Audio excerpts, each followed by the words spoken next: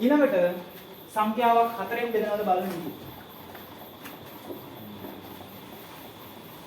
සංඛ්‍යාවක් 4න් බෙදනවද බලන්න කොහොමද? 5442 4න් බෙදෙයි. හරි ලේසි ටික හරි.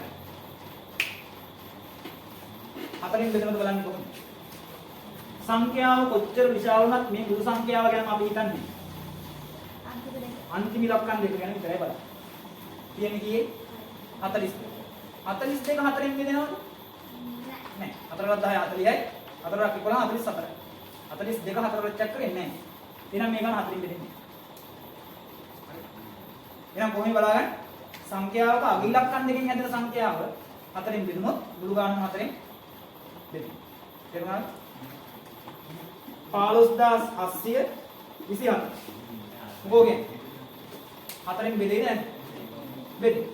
24න් නේ. ඒක අග ඉලක්කම් දෙක 4න් බෙදුනොත් මුළු ගානම 4න් බෙදෙනවා.